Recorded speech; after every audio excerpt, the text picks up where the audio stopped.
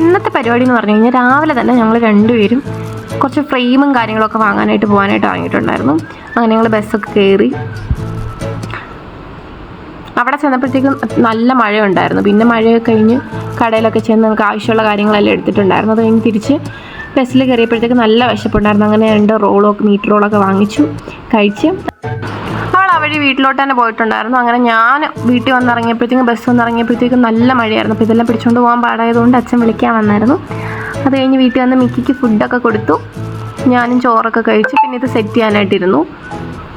കുറേ നാളുകൊണ്ട് വിചാരിക്കുമായിരുന്നു ഇങ്ങനെ ഒരു വോൾ ഫ്രെയിം സെറ്റ് ചെയ്യണം. അങ്ങനെ അത് ചെയ്തു. അങ്ങനെ വൈകുന്നേരം ആയപ്പോഴത്തേക്കും പിന്നെ അമ്മ കളികടയ്ക്ക് ഉണ്ടാക്കാനായിട്ട് തുടങ്ങിയിട്ടുണ്ടായിരുന്നു. പിന്നെ അമ്മയെ സഹായിച്ച് അങ്ങനെയൊക്കെ ഞങ്ങൾ രണ്ടും കൂടെ കളികടയ്ക്കൊക്കെ ഉണ്ടാക്കി.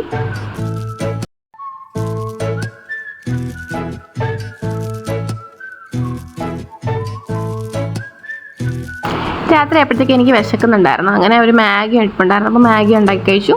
അപ്പോൾ എന്നാൽ അത്രയേ ഉള്ളൂ. Okay, by.